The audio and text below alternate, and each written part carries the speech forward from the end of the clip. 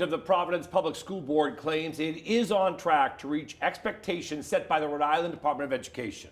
These criteria, the board says, are to prove that it's to regain local control of the schools. Well, tonight, we're hearing from the board president. He says they'll be ready, but he questions whether the state is ready to give up control. Here's NBC 10's Abby Bedickatholi with her interview.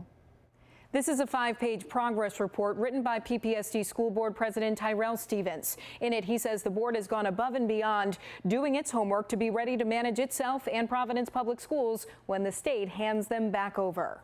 How is everyone getting along? Absolutely. Well, in the beginning, it was rocky. Providence Public School Board President Tyrell Stevens says that's not the case anymore. The board is as united as possible right now in this instance, and there's just a lot of good work being done. Stevens credits the unity and good work in part to the more than 30 hours of professional development the board has completed with the Council of Great City Schools, an organization that helps improve urban schools nationwide. They worked with the board to bring us together. We are now together, and everything's going well.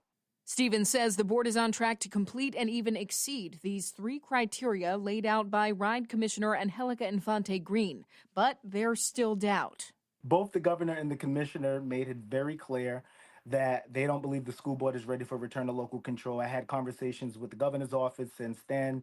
We're building great relationships. But if the question is whether the school board is ready for return to local control today, the answer is no. We still have a lot of work that we have to do in order to get there.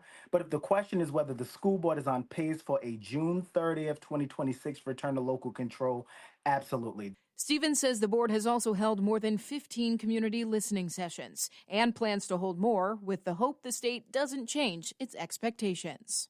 The real question is not going to be whether the school board, city council, and the mayor's office is ready for return to local control. The real question is going to be, is the commissioner ready to take her hands off of PPSD and give the keys back to the school board?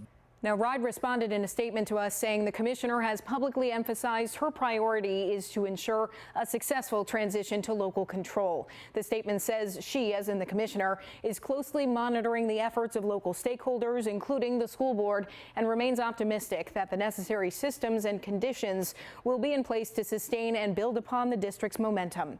In the studio, Abby Bedickatholi, NBC 10 News.